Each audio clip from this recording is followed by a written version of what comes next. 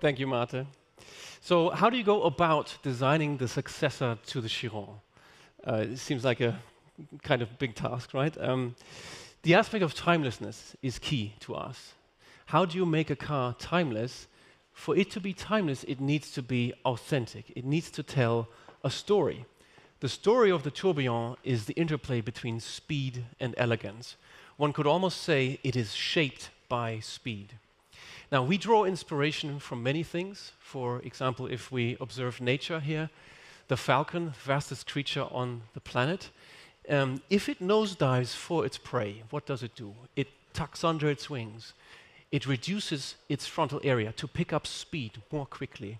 And this also goes together with our observations in now over 20 years in doing these high-speed programs like Chiron and Véron, and now with the Tourbillon, is if you reduce frontal area, it has a greater influence on the speed of the vehicle, unlike anything else. And so the concept of reducing frontal area was also being exercised by Jean Bugatti, who we also take great respect and influence from, with his concept that he called surbaissé, where he submerged the engine in his Type 57 SC Atlantic. He submerged the engine behind and below the front axle to get the bonnet lower, to get the driver lower, to get the roof lower, to reduce frontal area.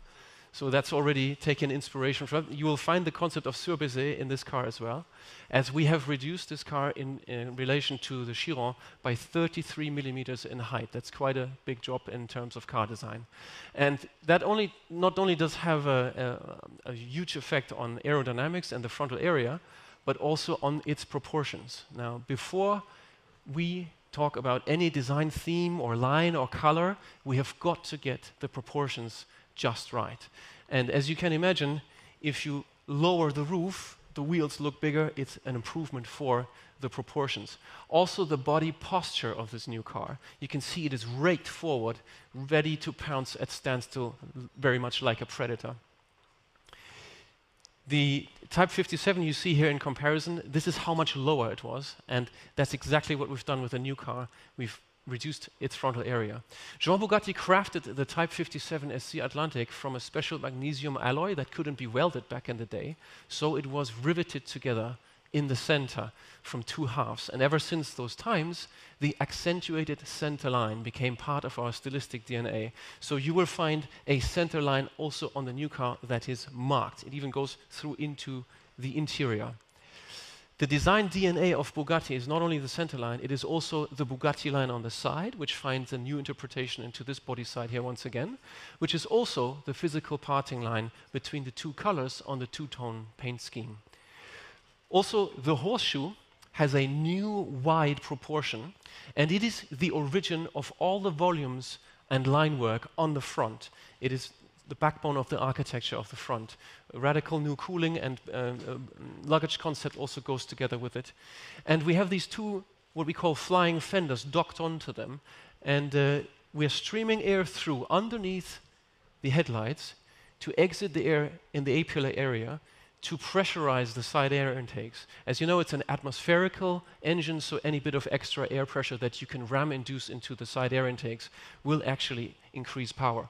We come to the more sculptural, more sensual, more reflection-based. There's almost no line to that rear three-quarter side panel here, surfaces, which leads us to a beautiful contrast on the rear, where we have these more sensual surfaces up above and the more technical, more fragmented, more aero-driven surfaces down below. And it's this contrast that makes this so appealing.